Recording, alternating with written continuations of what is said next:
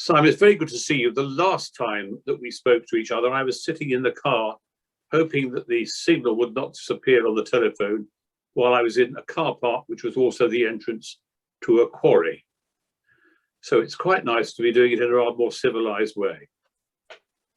I suppose what I'm interested in is that you clearly were quite a sportsman as a young man. You were brought up in South London, Caterham, I think you said, and then at Whitgift School in Croydon. But could you say a bit about how driven you were in terms of sport? Yes, very much driven by sport. For me, I was always very interested by the world of sport rather than the world of academics. And at Whitgift School, where I was for my senior school life, it was a very much plenty of sporting opportunities to get involved with, and I partook in everything, every sport I could.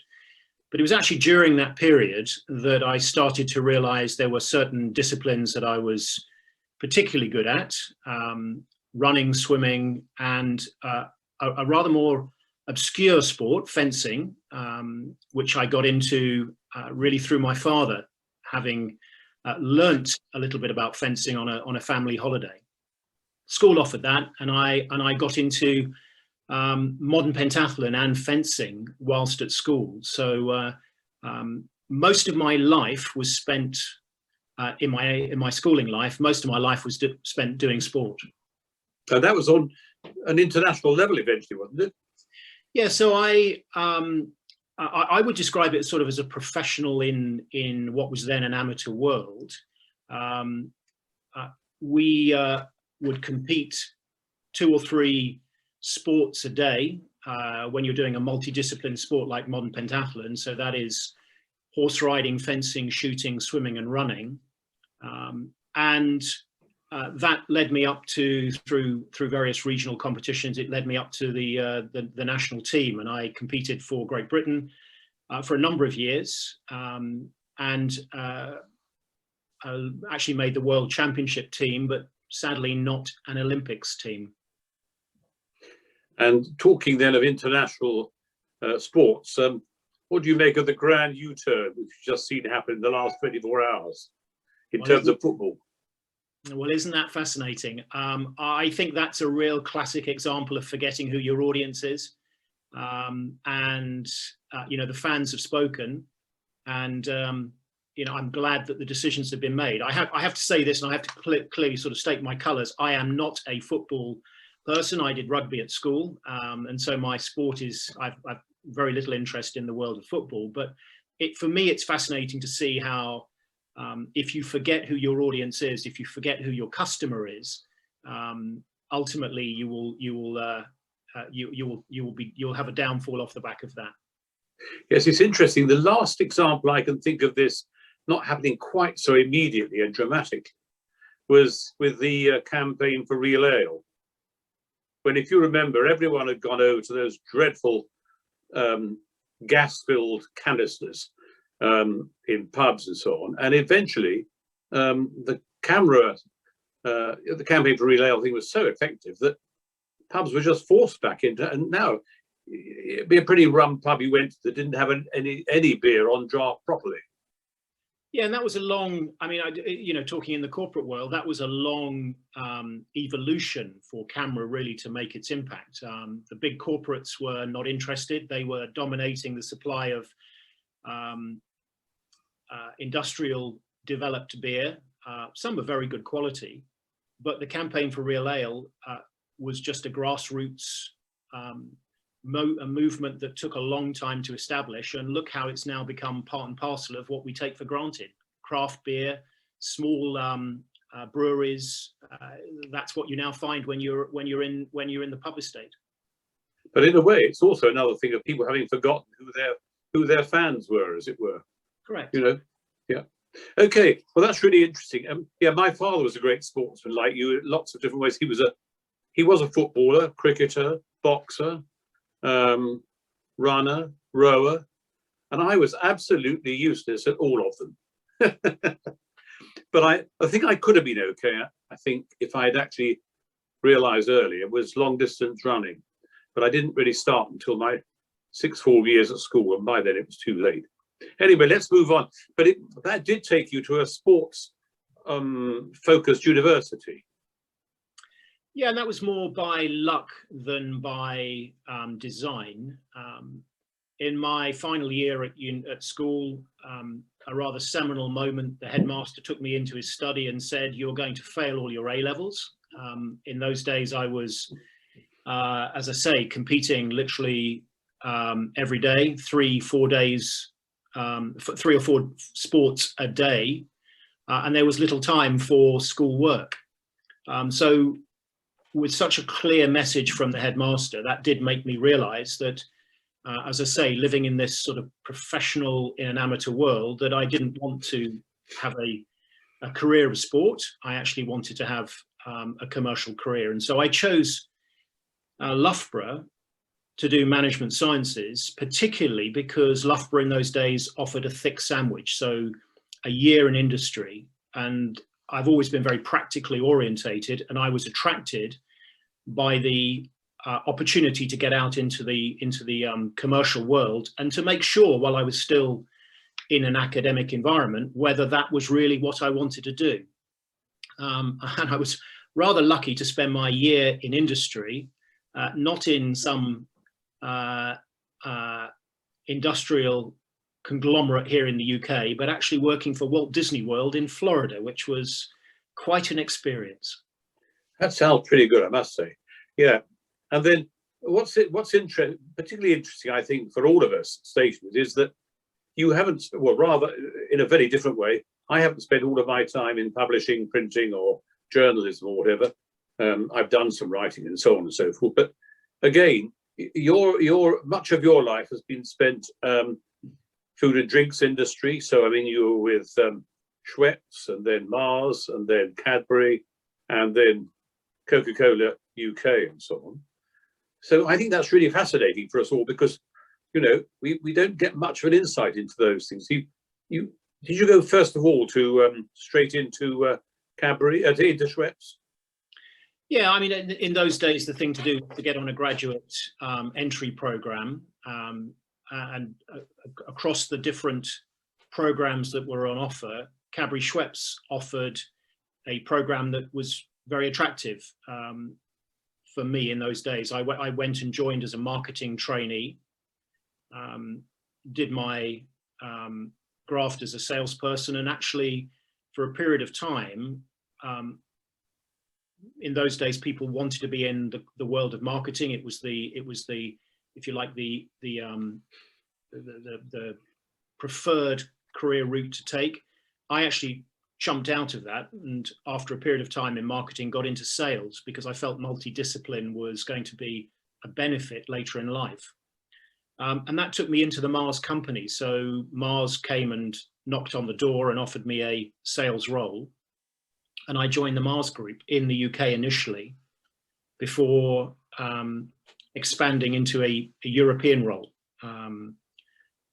And from there, having had a look at markets that were opening up in Eastern Europe, that finally took me to Russia, which I spent 7 years of my career working and living in Russia. So early doors, but that was sort of my evolution through from the sales, marketing roles, learning my trade, through to general management, and then more senior management roles.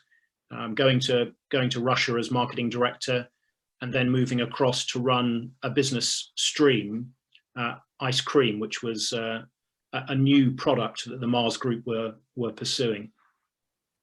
So when you started off with Mars, were you based at Slough with their plant there, or? Yes, I was indeed. You know, in those days, Mars was one of the it was one of the pioneers, I think, of a very aggressive way of operating with the grocery trade. It hired bright people, determined people, paid them well, and it was really in a league of its own in the way that it engaged with the grocery trade through both the systems that it employed, and also the structure in which we as account people were taught to sell. So it was a very exciting world to be in those days. And you know, many of my colleagues went on to greater things. Justin King ran Sainsbury's, Andrew Baker ran Boots. And in those days, we were all part of a grocery national accounts team that was really sort of pioneering new ways of selling and dealing with the trade, which was quite an exciting time. So Slough was a great learning curve, but it was also quite constraining. I found dealing with Sainsbury's, I was national account manager for Sainsbury's. It was in those days the #1 grocery account here in the UK. Look how things have changed. Its staff fell because it didn't follow its customer well enough. Tesco's outperformed them. But you were very limited with what you could do with Sainsbury's in those days. They were very disciplined, very restrictive. And as I started to move out back again into marketing with Mars, I got into Eastern Europe and was fascinated by these markets that were opening up. I traveled to Hungary, I traveled to Poland, and the teams there had opportunities to do things that were completely prevented from us doing back in Slough. So they became very exciting opportunities, and I was anxious to try and find a way to get a career in those new and emerging markets. I didn't quite expect Russia to be the market that came up. No one was really looking to go that far east.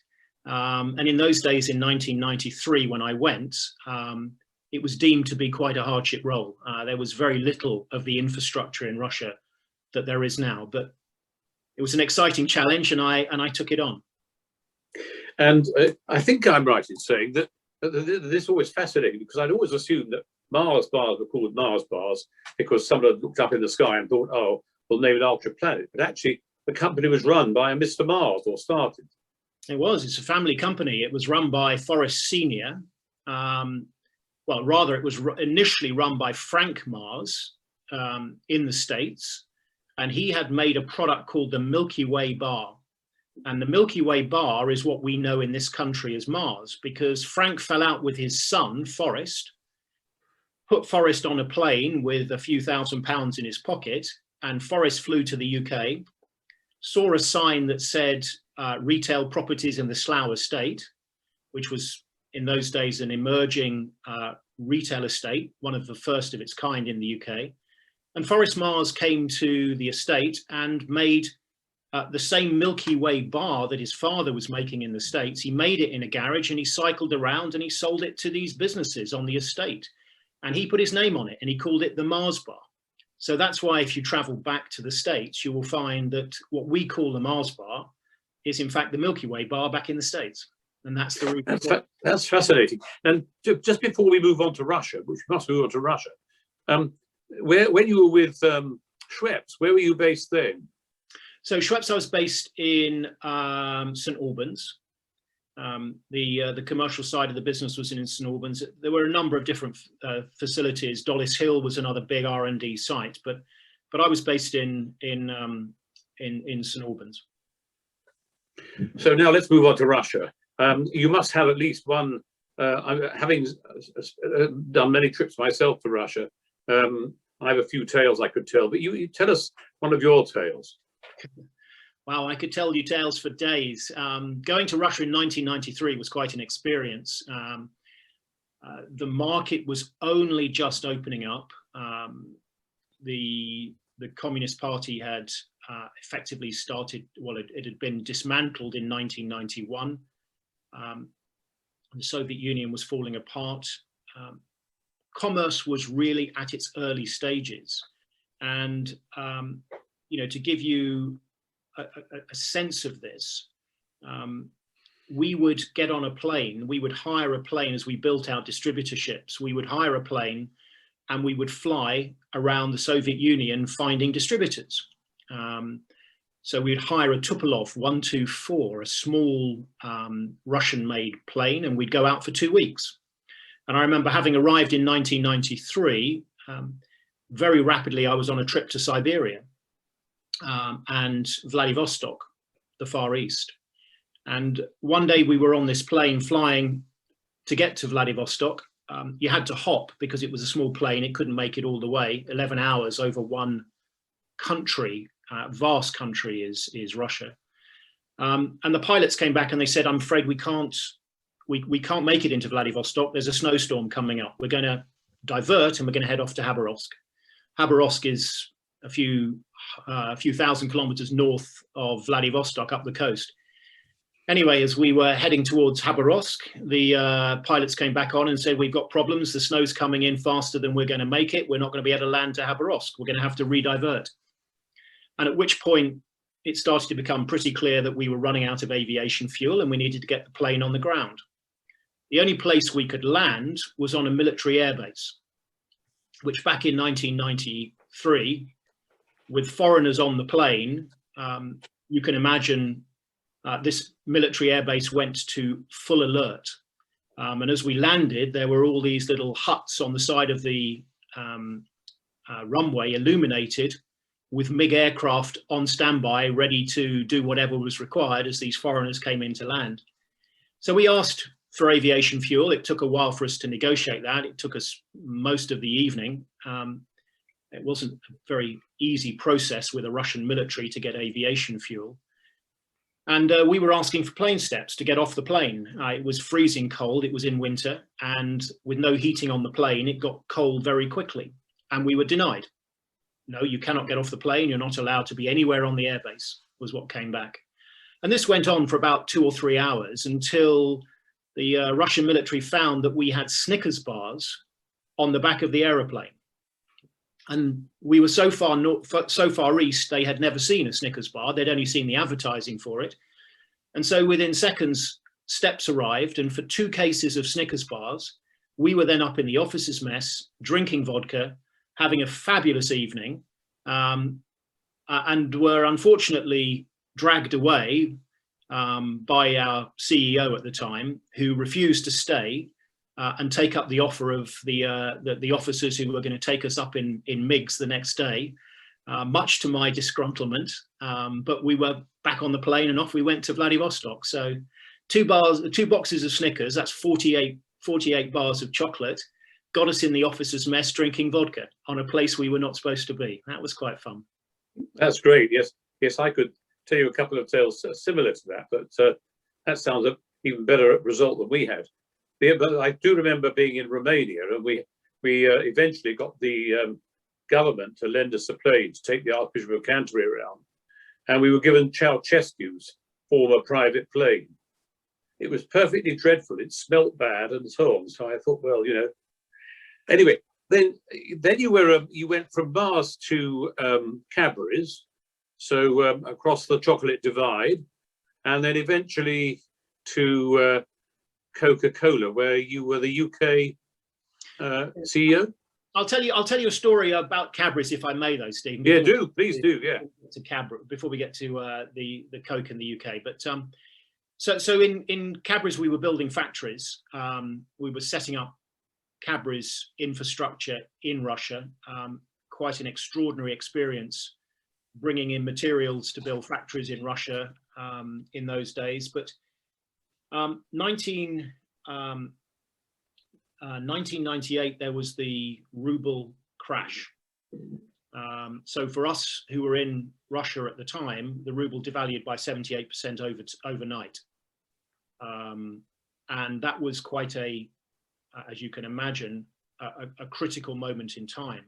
We had a factory that had come on stream. We weren't able to find our distributors for love or money. They all hid, having lost so much money because of the devaluation. And I remember going back to Cadbury Schweppes in Berkeley Square and saying, I have a serious problem. We've taught these people how to handle food grade products. We have a fabulous factory of highly trained and committed workers. I have warehouses full of stock, but I've got no sales. And there's no way that we're going to be able to reignite our distributor network in certainly the next few months. I have a problem. I don't want to let these people go, but I need to pay them.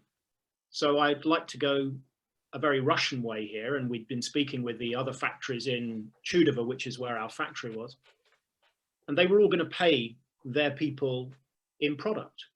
And that was a very traditional way of doing things. So imagine we had a match factory next to us. They were going to pay their employees in matches. We had a wire wool factory, and they were going to pay their people in wire wool. And we had a sleeper, concrete sleepers that go on the railways, and their employees were going to get sleepers to go off and trade and barter. So I said to Cadbury Schweppes, I said, we make chocolate bars, and that's food. And we're going to give our people picnic bars in place of salary. And the chairman was absolutely aghast at this. He couldn't believe that this is something we do. I said, this is typical for what one does in Russia. And we ended up not paying everything in chocolate bars. The business wasn't prepared to do entirely that. They gave me some cash as well. But our people were absolutely delighted to receive chocolate bars, which they then traded, got on the trains and traded with everybody in the infrastructure that became the bartering world of Russia after the currency devalued by that 78%, as I said. So there were some unusual experiences, to say the least. There aren't many people in the world of Cadbury Schweppes that's paid their people in picnic bars. That's amazing, yes. And were there any Cadburys still left in the firm then, or had they all retired? No, there was. I mean, both Sir Adrian and Sir Dominic were still alive. Sir Dominic was active. Sir Dominic was the chairman, and Sir Dominic came with his wife Sally regularly to Russia, and we would take them around. And I remember taking Sir Dominic down to see the governor in Novgorod. Our factory was in the Novgorod region, and the governor, Mikhail Mikhailovich Prusak, was at the time responsible for international affairs in the Duma. And the Chechen War had just started. And I remember a very interesting moment when Sir Dominic said to the governor, he said, you know, really is a war this critical over oil and moving oil through this part of Chechnya? And Prusak looked at him and he went, this isn't about oil. This is about East and West. This is about fundamental Islam and the rise of radicalism. And this was long before Al-Qaeda. And for me, that was an interesting point in time of Russia's understanding of international affairs and it's the role it plays in that, I think in many respects, a very smart and very informed manner on a global platform. Now I better move us on, otherwise we're going to run out of time. And so let's have a minute or so on Coca Cola. And I remember going around what was one of your biggest plants, I think, in Wakefield, where a bottling plant. But perhaps just a short time on Coca Cola, because I then want to bring us on to Identibadge and stations. Well, so Wakefield, you say, that was once upon a time the largest factory in the world for soft drinks. It had a metal box canning factory built right next door to it, and there was a hole through the wall where the cans used to come directly onto the line, so they'd be freshly made and then instantly filled. So that was the scale of the type of business that we're talking about in the UK. So I ran Cadbury's in the UK on the bottling side. So the Coke system is made up of the Coca-Cola company and then Coca-Cola bottlers. The UK bottler was one of the biggest in the world, and I ran the UK business for 6 years. I think probably the most exciting period of that time was sponsoring the London 2012 Olympic Games, when out of our 4,200 people that we had working for us, 500 were required to provide beverages on the Olympic Park. So that was quite a challenge to deal with in terms of that number of people being on the park. But to give you an indication of the type of commitment that the company made, from a sustainability perspective, we made it clear that every single beverage that was sold, and every beverage that was sold on the Olympic Park, teas, coffees, soft drinks, water, was supplied by the Coca-Cola company. We committed that every single bottle that we put onto the Olympic Park would be recycled and put back into a new bottle within six weeks of the final closing ceremony. And I'm delighted to say not only every single bottle was collected, but every single bottle was recycled. That's amazing. Now we must get on to Identity Badge. Do tell us a bit about that, and then we'll just finish off with how you got to Stationers. Yeah, so Identity Badge is a business that my father, with his business partners, set up in 1979. And sorry, 1993. Sorry, I was 79, 1993. And my father was involved with Stationers his entire life. When I came out of corporate, having done 35 years, I was very interested in trying to find some entrepreneurial things to do. And I now have a number of startups and early venture businesses that I'm involved with.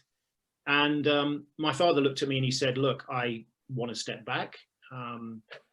Would you please take the reins from me and be involved with Melvin Males, who's the other partner, running Identity Badge.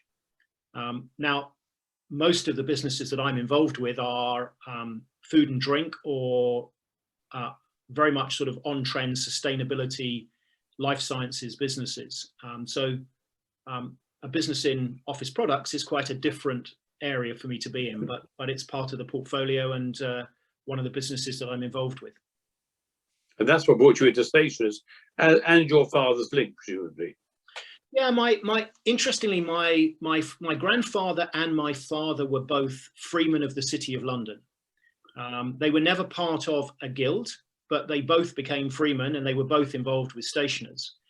And it was always, and off the back of that, I actually became a freeman of the City of London first. And so for many years, I was a freeman of the City of London.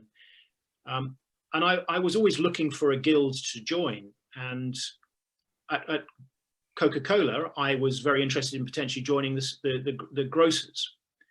But actually, when I realized that there was nobody in the industry in the grocers, I didn't really think it was the place I wanted to be. So joining Identity Badge, and John Logan, who works for us, is part of is a liveryman at the Stationers. John proposed me, and I joined the Stationers off the back of that. Well, we're delighted that you did do that, and I think one of the great things has been, as I suggested at the beginning, Simon, is that we've been in a world this afternoon that we haven't really been in any of these conversations in the past, and rather remarkably spent quite a bit of it, a bit of the time in Russia. So thank you ever so much, and we look forward very much to some really rather interesting crossover things that you're going to be able to offer to Stationers in the future. Thank you so much. Thank you.